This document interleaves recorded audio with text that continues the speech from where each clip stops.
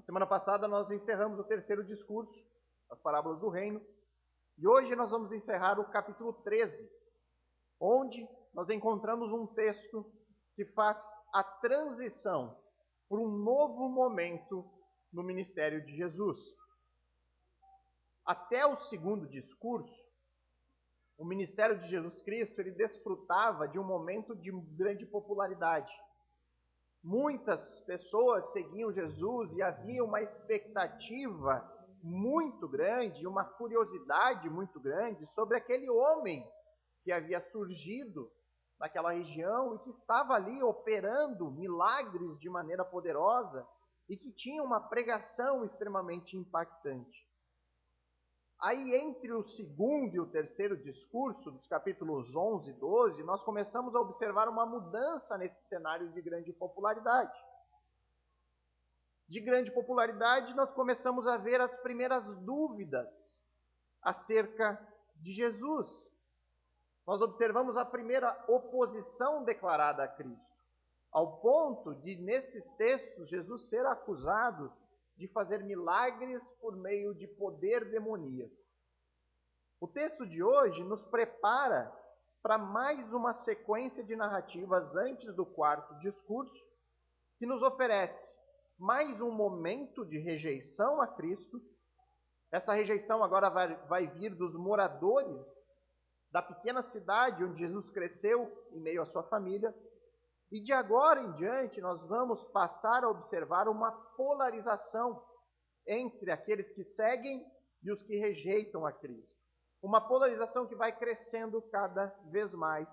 E à medida que o ministério de Jesus progride, mais e mais oposição vai aparecendo. Então o texto de hoje é Mateus 13, dos versos 53 a 58. Acompanhe comigo a leitura. Quando Jesus acabou de contar essas parábolas, retirou-se dali. E chegando à sua terra, ensinava-os na sinagoga, de modo que se maravilhavam e diziam: de onde vem essa sabedoria e esses poderes miraculosos? Não é este o filho do carpinteiro? A sua mãe não se chama Maria? E os seus irmãos não são Tiago, José, Simão e Judas? Todas as suas irmãs não vivem entre nós? Então, de onde lhe vem tudo isso? E escandalizavam-se por causa dele.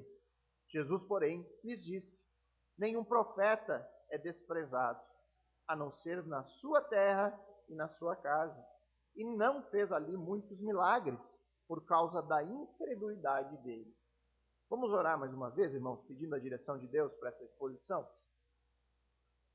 Amado Pai, bondoso Senhor, nos colocamos agora diante desta pequena porção da Tua Palavra, reconhecendo, Deus, a nossa completa incapacidade, reconhecendo o nosso pecado que nos afetou em todas as áreas da nossa vida, inclusive que nos cega para a verdade do Evangelho.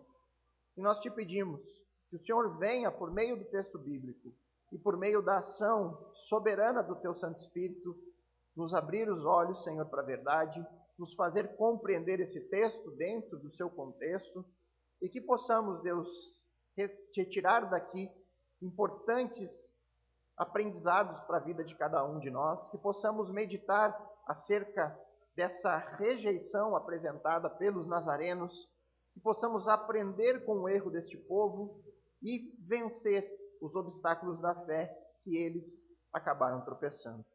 Pai, nos abençoa, Senhor, tenha a tua misericórdia sobre nós aqui essa noite. Nós oramos em nome de Cristo. Amém. Irmãos, o versículo 53, ele faz aqui a transição entre o terceiro discurso e o início dessa nova porção de narrativas. Mateus nos informa ali que quando Jesus acabou de contar essas parábolas, onde ele acabou aquele tempo de ensino sobre os mistérios do reino, ele retirou-se dali. Então Jesus contou aquilo que ele chamou de os mistérios do reino por meio daquelas parábolas que nós analisamos. E depois de fazer isso, ele viajou, ele foi de onde ele estava até Nazaré, o texto que nós vamos analisar essa noite. E ao verificarmos o texto, nós veremos que os nazarenos, eles rejeitaram Jesus porque eles não conseguiram superar alguns obstáculos à fé. É importante, irmãos, nós sabermos que estes mesmos obstáculos que se colocaram diante dos nazarenos, eles se apresentam diante de nós hoje. São obstáculos que se repetem. Portanto, é muito importante nós aprendermos com este grande erro cometido por este povo. Nós precisamos entender cada um destes obstáculos e aprender como evitar tropeçar neles. Até porque, irmãos, as próprias parábolas do reino nos mostram um destino terrível para aqueles que não estiverem unidos ao Messias no fim deste tempo presente. O tempo presente é este momento entre a primeira vinda e a segunda vinda de Jesus. Se você perdeu essas pregações, basta você correr o olho rapidamente nos versículos 42 e 50 deste mesmo capítulo 13. Você verá o terrível destino que esperam aqueles que se opõem a Jesus. Ao nos depararmos com Jesus Cristo de Nazaré, todos nós teremos apenas duas decisões a tomar: crer nele, crer nas suas palavras, ou rejeitá-lo. Rejeitar Jesus como pessoa e rejeitar cada um dos seus ensinamentos. A Bíblia nos ensina o destino terrível daqueles que o rejeitam. Portanto, este é um assunto que nós não podemos nos dar o luxo de errar. Porque se a Bíblia estiver certa, terrível é o destino dos que se opõem a ela. Então este é um assunto que nós devemos investigar com muito cuidado. E é por isso que eu convido você hoje a analisar o texto. Se você não tem uma Bíblia em mãos, tem Bíblias ali no fundo. Pegue uma e acompanhe comigo. Investigue comigo o texto. Nós vamos aqui hoje discutir sobre a própria pessoa de Jesus. Será que este é um homem que nós podemos e que nós devemos depositar toda a nossa confiança? Por que seria seguro confiar em Jesus? Quem de fato está certo? Aqueles que rejeitam a Cristo ou os que o recebem como seu Senhor e Salvador? Ambos os grupos não podem estar certos. E em busca dessas respostas, nós vamos partir agora para o primeiro obstáculo, no qual os nazarenos tropeçaram. Lembrando que todos esses obstáculos dizem respeito à pessoa de Jesus Cristo. Primeiro obstáculo, o obstáculo da dúvida quanto à sua autoridade. Verso 54. E chegando à sua terra, ensinava-os na sinagoga, de modo que se maravilhavam e diziam: de onde vem esta sabedoria e estes poderes miraculosos? Então Jesus deixou Cafarnaum, o local onde ele estava, enquanto ensinava as parábolas dos mistérios do reino, e foi para a sua terra. Foi para a cidade onde ele foi criado pelos seus pais, onde ele passou a infância, a juventude e boa parte da fase adulta.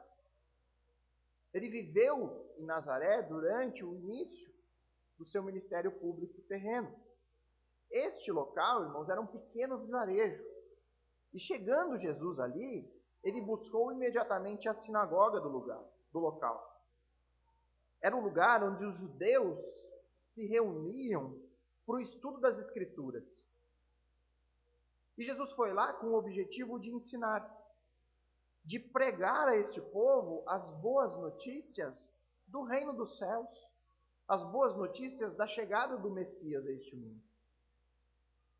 Se você observar na sua Bíblia, provavelmente você vai encontrar as referências cruzadas dos textos paralelos nos evangelhos de Marcos e Lucas. Então, logo no início do parágrafo, você vê ali que normalmente as Bíblias trazem as referências, né? Marcos 6, de 1 a 6, e Lucas 4, 16 a 30, que é onde esse mesmo texto está sendo narrado nos outros evangelhos. O relato de Marcos é muito semelhante com o de Mateus. Pequenas variações em alguns detalhes aparecem, mas o de Lucas é bem mais detalhado. Ao ponto, irmãos, de não ser um consenso se esse relato é exatamente a mesma ocasião relatada por Mateus, ou se o relato de Lucas é um outro evento que aconteceu em outro momento. E eu gostaria que vocês fossem até o Evangelho de Lucas, no capítulo 4, versos 16 a 30. Lucas 4, versos 16 a 30. E que vocês lembrem dessa informação. Não é certo que esse seja o mesmo episódio. Porém, é muito interessante o fato de Lucas detalhar o que Jesus estava ensinando na sinagoga de Nazaré. E esse é o detalhe que nós vamos ver, o conteúdo do ensino de Cristo lá. Lucas capítulo 4, versos 16 a 21.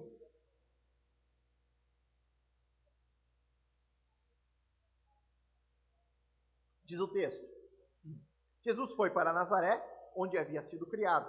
Num sábado, entrou na sinagoga, segundo o seu costume, e levantou-se para ler. Então, lhe deram o livro do profeta Isaías. E abrindo o livro, achou o lugar onde está escrito: O Espírito do Senhor está sobre mim, porque ele me ungiu para evangelizar os pobres. Enviou-me para proclamar libertação aos cativos e restauração da vista aos cegos, para pôr em liberdade os oprimidos e proclamar o ano aceitável do Senhor. Tendo fechado o livro, Jesus o devolveu ao assistente e sentou-se. Todos na sinagoga tinham os olhos fixos nele. Então Jesus começou a dizer: Hoje se cumpriu a escritura que vocês acabam de ouvir. Esse é um dos meus textos favoritos do Novo Testamento. Chega a dar para imaginar a reação das pessoas neste momento.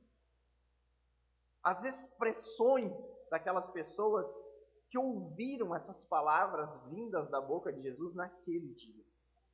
Eu acho que é possível imaginar todo tipo de reação. Pessoas esbravejando, bravas com Cristo.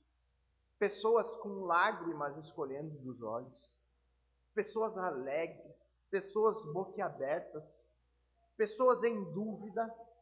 Todo tipo de reação possível em um único momento.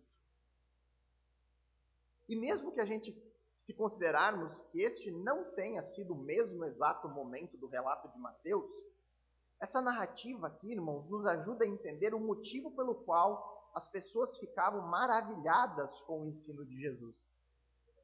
Elas ficavam maravilhadas, em especial, com a autoridade que Jesus ensinava.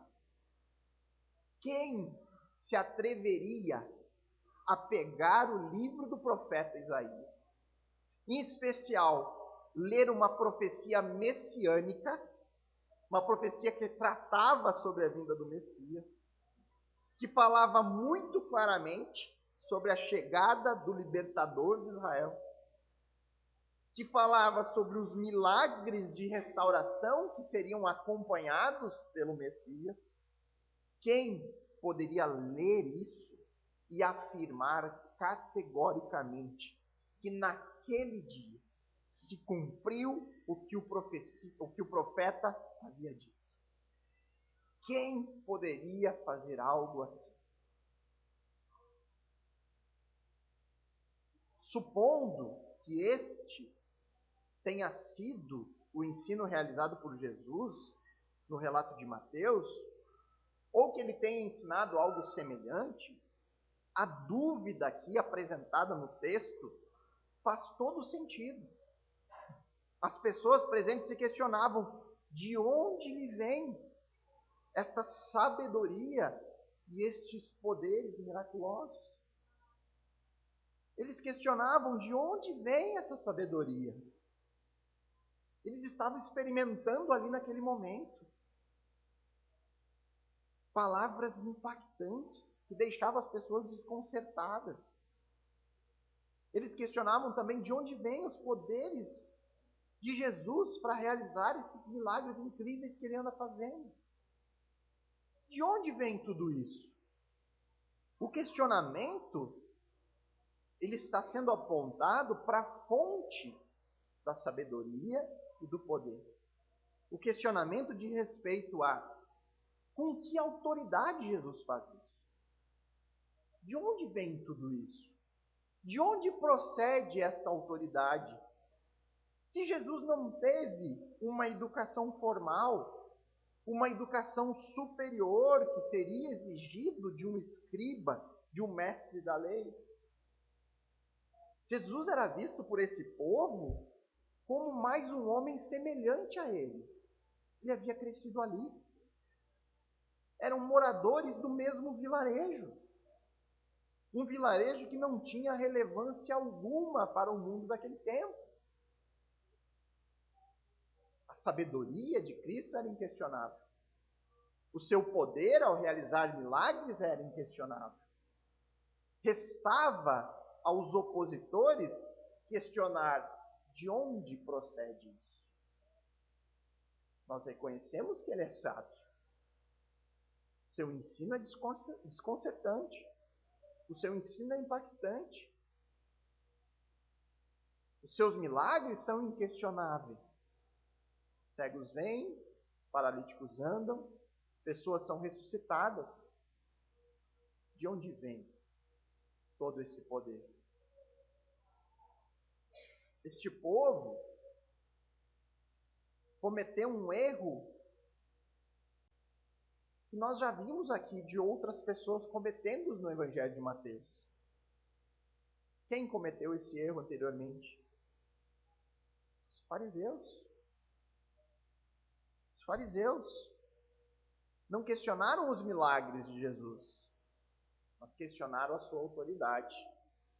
Até que um momento eles chegaram à brilhante conclusão de que a autoridade de Jesus vinha de Satanás.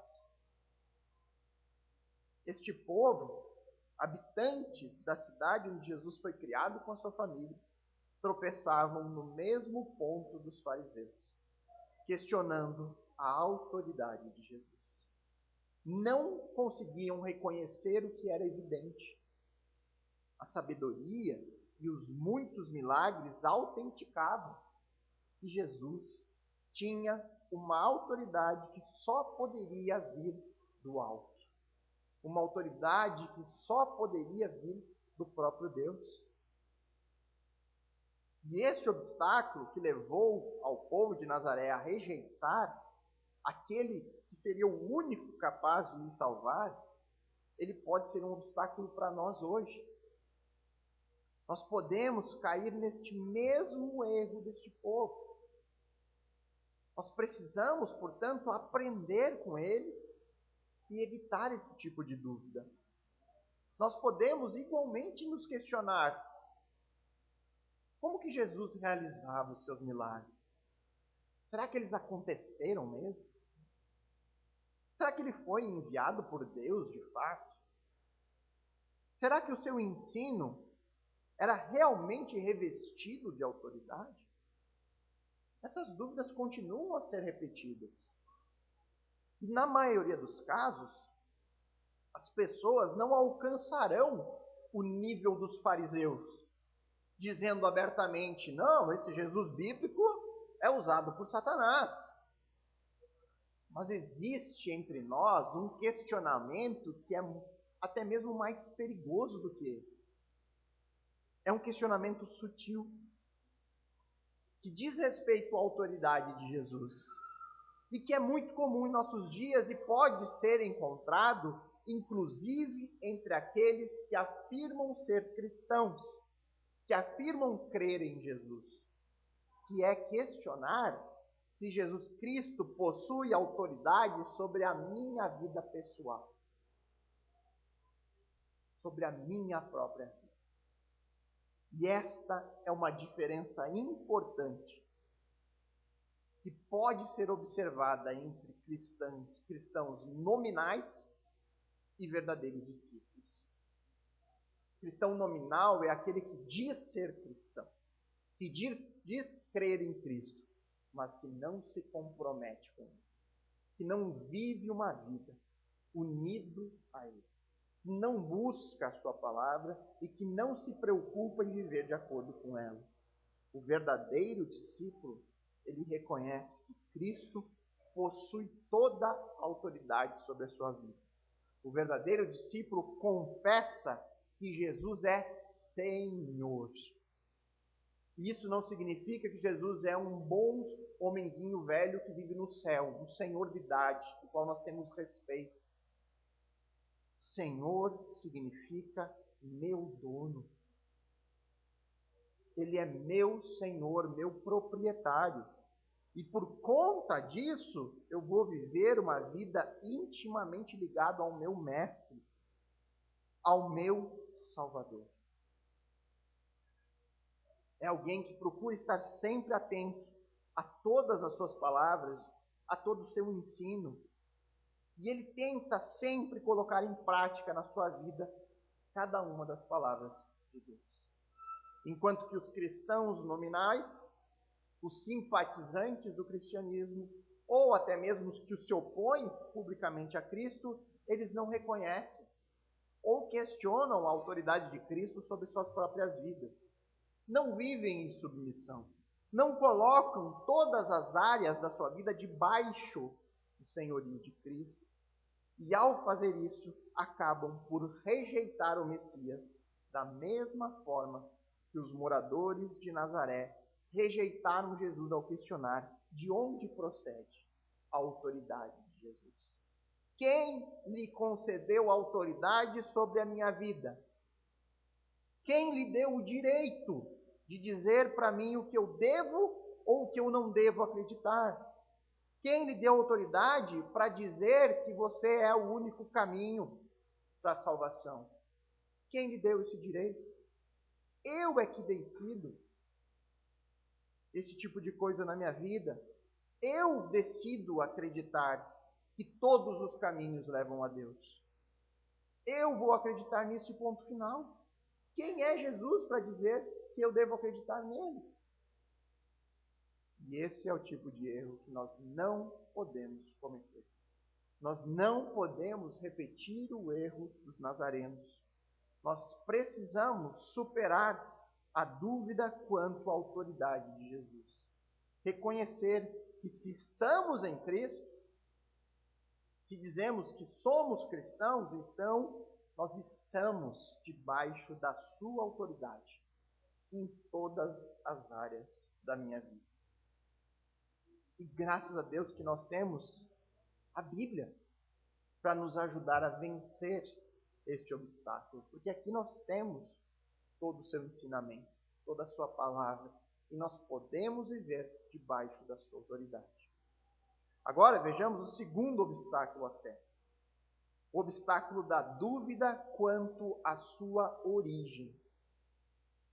Versos 55 e 56. Não é este o filho do carpinteiro? A sua mãe não se chama Maria? E seus irmãos não são Tiago, José, Simão e Judas? Todas suas as irmãs não vivem entre nós? Então de onde lhe vem tudo isso? Eu não sei se vocês conseguem perceber pelo texto como essas perguntas, elas não têm origem em uma dúvida sincera de alguém que realmente deseja saber de onde procede a autoridade de Jesus ao ensinar e realizar milagres. São perguntas aqui que não exigem respostas. Elas só demonstram uma evidente rejeição à pessoa de Jesus Cristo. Por outro lado, irmãos, por mais que a gente possa ver pelo texto que essas perguntas não querem respostas, essas são perguntas pertinentes. Eu diria que até diante dessa situação, são perguntas indispensáveis que devem ser feitas. Este povo estava diante de um jovem criado num pequeno vilarejo. Aquele jovem cresceu ali diante de todos. Era do conhecimento dessas pessoas que que Jesus não havia recebido nenhuma educação diferenciada, uma educação formal, que era exigida para que se obtivesse a posição de mestre.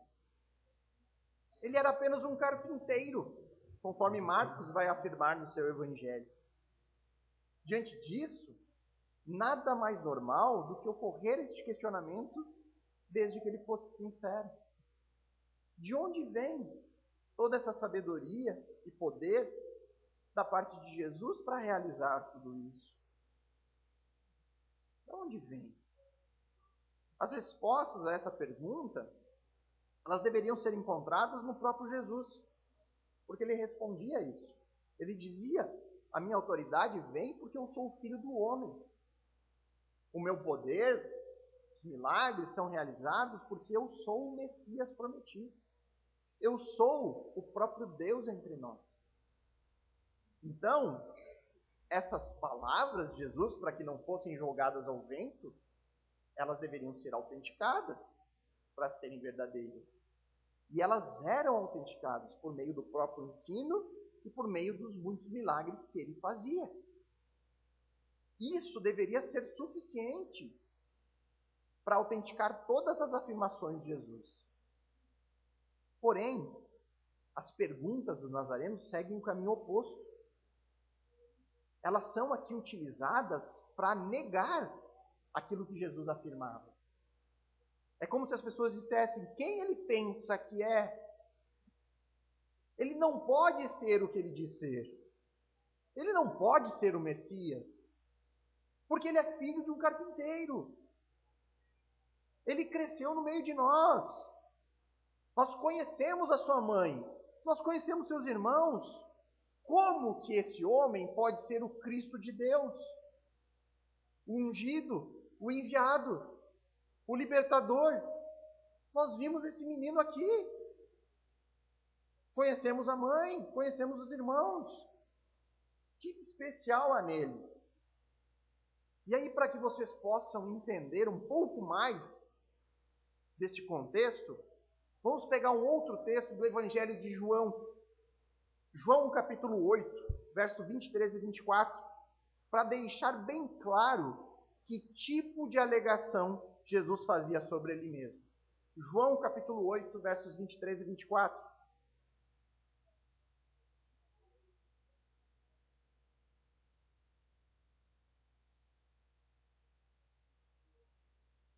Evangelho de João, capítulo 8, verso 23 e 24. Olha só o que Jesus afirmava sobre ele mesmo. Diz o texto: Jesus lhes disse: vocês são daqui de baixo, eu sou lá de cima. Vocês são deste mundo, eu deste mundo não sou. Por isso eu lhes disse que vocês morrerão em seus pecados. Porque se não crerem que eu sou, vocês morrerão nos seus pecados. Diante de afirmações como esta, olha o que Jesus está dizendo aqui. Vocês são daqui, eu não sou. Vocês são deste mundo, eu não. Vocês precisam crer que eu sou, porque senão vocês morrerão nos seus pecados. Diante disso, irmãos, de afirmações como essa, as dúvidas levantadas pelos nazarenos são pertinentes. Porque Jesus dizia ser lá de cima, não deste mundo. Ele afirma ser eu sou, ou seja, o Deus entre nós. Mas ele não nasceu aqui? Essa é a dúvida dos nazarenos, se fosse sincera, né? Mas ele não nasceu aqui? Como que ele não é deste mundo? Ele não possui uma mãe e muitos irmãos? Como que isso é possível de alguma forma? Perguntas que poderiam ser sinceras, mas que se realmente fossem sinceras, elas seriam respondidas por meio da autoridade de Cristo. Ao olhar para os milagres, ao ouvir os seus ensinamentos e principalmente ao olhar o texto profético, a conclusão seria: eu posso não compreender como isso é possível. Eu posso não entender como ele pode vir do alto se eu vi ele crescendo aqui no meio de nós. Mas os sinais que esse homem opera, os ensinos que esse homem diz, as profecias que afirmam que o Messias seria acompanhado por esses sinais que ele está produzindo, isso me leva a subjugar o meu próprio entendimento. Jesus de Nazaré não pode ser um mentiroso ou um charlatão. Se ele opera todos esses sinais, milagres, e se o ministério dele está de acordo com o ministério profético, então ele tem que ser quem ele diz que é. O povo de Nazaré tropeçou no obstáculo da dúvida quanto à origem de Jesus. Mesmo Jesus afirmando vir do alto e confirmando isso por meio de sinais, de maneira orgulhosa, os nazarenos o rejeitaram. Isso não aconteceu por falta de evidência, mas porque eles não puderam admitir que alguém que cresceu no meio deles estivesse em uma posição superior a eles. Eles não puderam admitir que alguém que nasceu no meio deles estivesse hoje com autoridade sobre eles. E esse obstáculo, em relação à origem de Jesus, permanece em nossos dias. Muitas pessoas não creem naquilo que o próprio Cristo afirma e montam sistemas e teorias para dizer que Jesus era só um anjo, ou que Jesus era apenas um homem muito bom, um mestre de moral, que Jesus era mais um dos profetas. Jesus era um homem que recebeu o Espírito de Deus por um determinado período. Enfim, inúmeras teorias mirabolantes que ignoram completamente as próprias palavras de Jesus. Se você ainda está em João, abra no capítulo 10, a partir do verso 24. Outro texto muito claro que nos ajuda a entender o que Jesus dizia sobre ele mesmo. João 10, a partir do verso 24.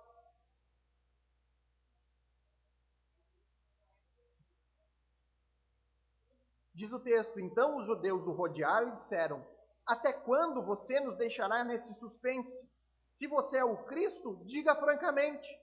Eles perguntaram: se você é o Messias, o libertador, então nos diga. O significado de Cristo é ungido, é um nome messiânico.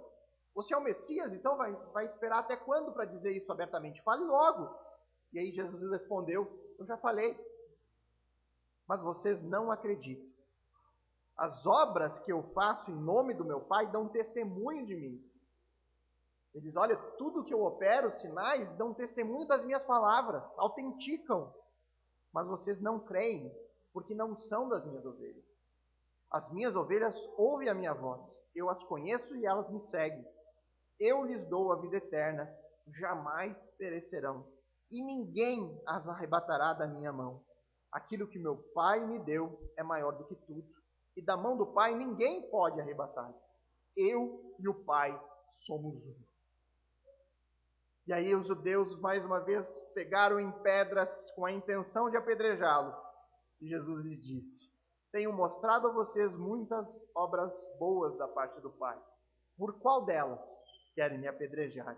E os judeus responderam: não é por obra boa que queremos apedrejá-lo, e sim por causa de blasfêmia. Pois sendo você apenas um homem, está se fazendo de Deus. Os judeus entenderam perfeitamente o que Jesus afirmava ser. E por conta dessas afirmações, eles queriam apedrejar Jesus. Será que eles queriam matar Jesus porque ele dizia ser um anjo? Será que eles queriam matar Jesus porque ele se dizia um homem especial? Um mestre de moral? Ele se dizia ser um profeta? Nada disso. Os judeus afirmaram claramente: não é por nenhuma boa obra que nós estamos fazendo isso. É por causa de blasfêmia. Porque você é só um homem, está dizendo que é Deus. Como pode um homem afirmar ser o próprio Deus. É por isso, irmãos, que não há como você ler a Bíblia, ler as palavras de Jesus e tentar argumentar que Jesus era qualquer outra coisa menos do que o próprio Deus. E muitos, infelizmente, afirmam isso. Testemunhas de Jeová, os mormons, os espíritas. E aí eles têm que fazer um esforço enorme para distorcer o texto bíblico, para distorcer aquilo que a Bíblia claramente afirma. Nós não podemos escapar do inevitável. Diante do que a palavra de Deus diz, nós temos apenas duas opções: crer naquilo que Jesus alegava sobre ele mesmo ou rejeitar. Ou dizer que tanto as palavras quanto o próprio Jesus são mentirosos. Fazer como os nazarenos. Não, ele não pode ser quem ele afirma ser. Afinal de contas, ele nasceu homem. Tem mãe, tem irmãos. Esse homem só pode ser um louco ou um mentiroso.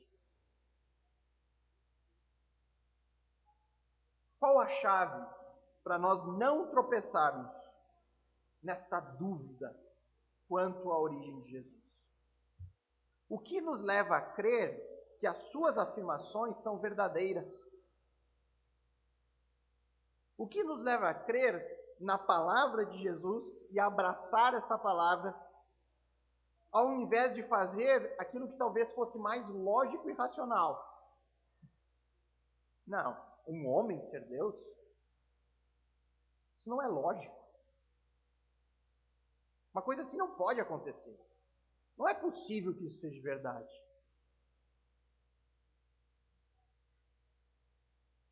Os milagres autenticam a palavra de Jesus. Mas, pastor, nós não temos como ver os milagres. Existe um milagre que é determinante para crermos em Cristo. É determinante para nós abraçarmos toda a palavra de Jesus e a palavra apostólica que nós encontramos neste livro. Este sinal determinante é a ressurreição. A ressurreição de Jesus coloca para fora toda e qualquer dúvida que possa existir sobre ele e sobre as suas afirmações. Há um tempo atrás, um famoso escritor de livros de terror, que a grande maioria, pelo menos os jovens, eu acho que certamente conhece, Stephen King. Os jovens devem ter assistido It, recentemente, teve a segunda parte no cinema. E ele foi questionado numa entrevista. Perguntaram para ele se existia algum assunto no qual ele gostaria de escrever.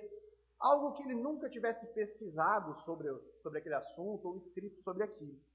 E a resposta de Stephen King é algo bem pertinente para nós agora. Ele disse ao entrevistador que ele gostaria de escrever sobre a ressurreição de Cristo. E isso pegou o entrevistador de surpresa. E ele perguntou por qual motivo esse interesse de Stephen King escrever sobre a ressurreição.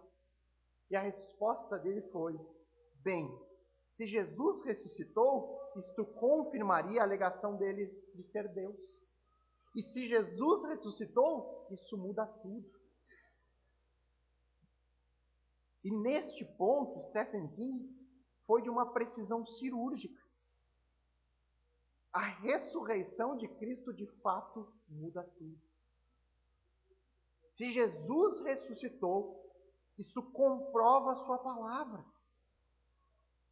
Isso comprova que Ele é o único caminho, que Ele é a verdade e que Ele é a vida. Se Jesus ressuscitou, isso confirma as suas afirmações de que Ele é Deus, o Salvador dos homens. Isso comprova cada uma das suas palavras, incluindo as palavras que são extremamente importantes para nós, de João 11, 25 e 26, onde Jesus declara: eu sou a ressurreição e a vida. Quem crê em mim, ainda que morra, viverá. E todo que vive e crê em mim, não morrerá eternamente. Se Jesus ressuscitou, Que tesouro nós temos aqui! Por isso que esse é um erro que nós não podemos cometer.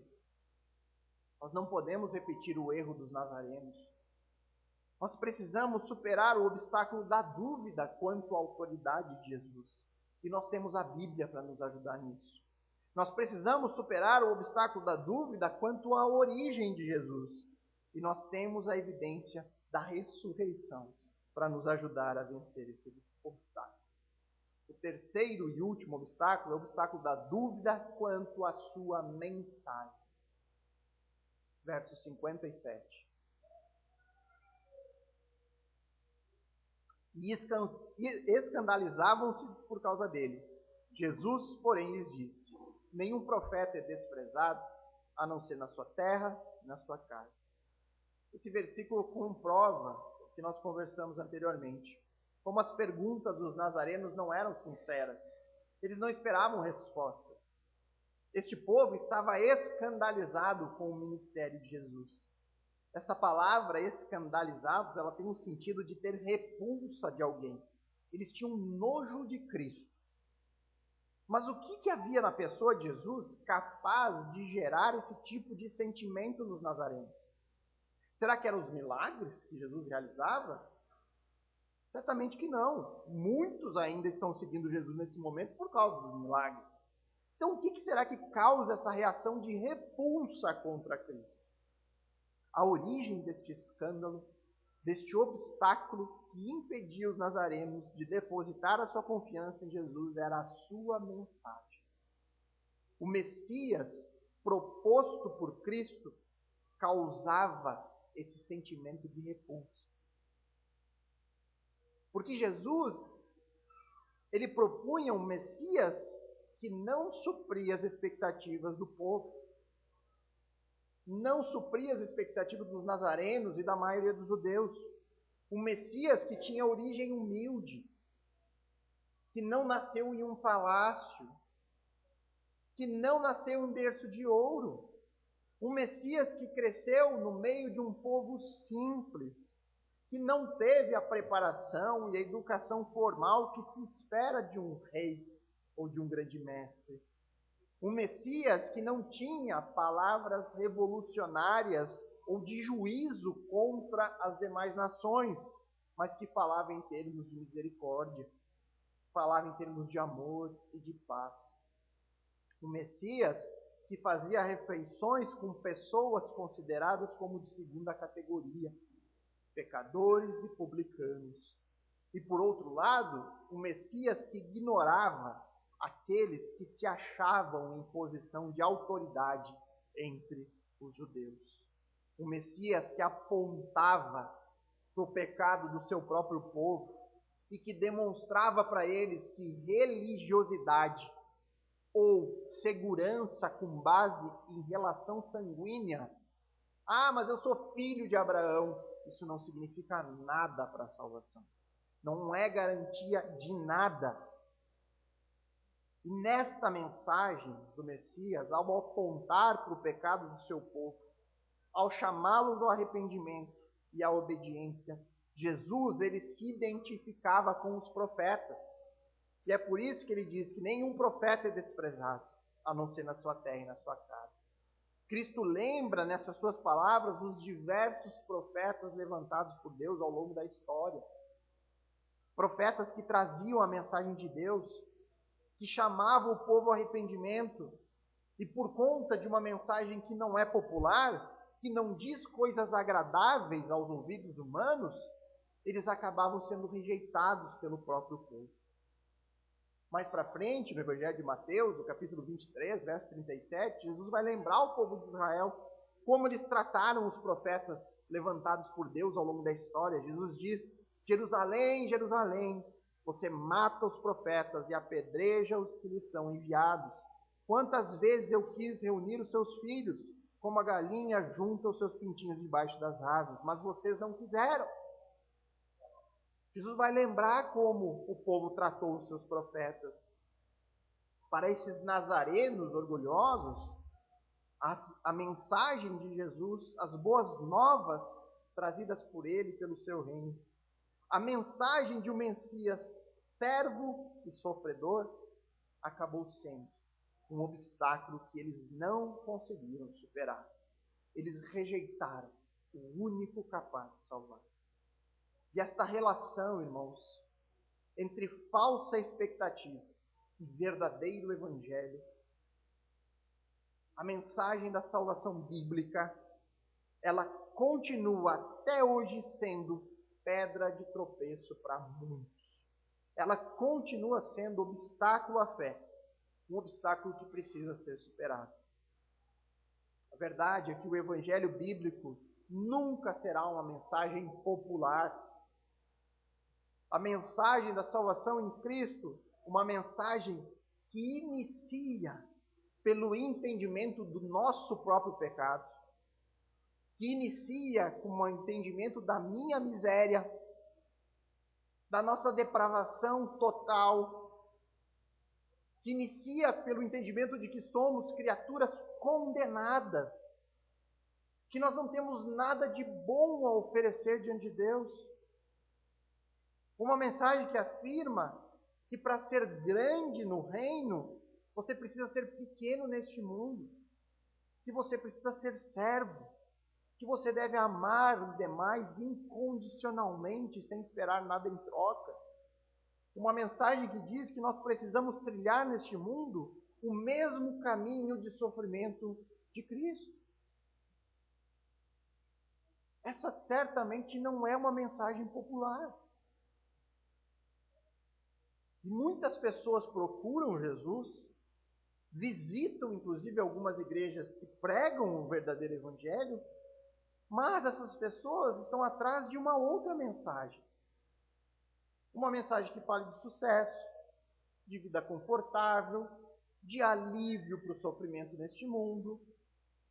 E aí muitos, ao se deparar com o evangelho bíblico, se escandalizam. Da mesma forma que os nazarenos rejeitam o Jesus das Escrituras porque ele não supre as suas expectativas.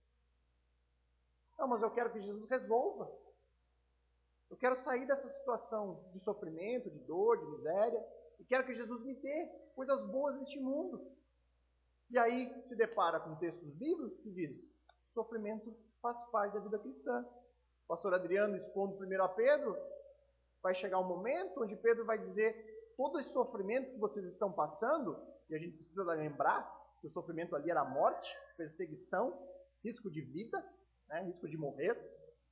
E aí Pedro vai dizer: tudo isso é graça de Deus para vocês. Como que isso pode ser popular? Quem que quer ouvir que o sofrimento que você está passando hoje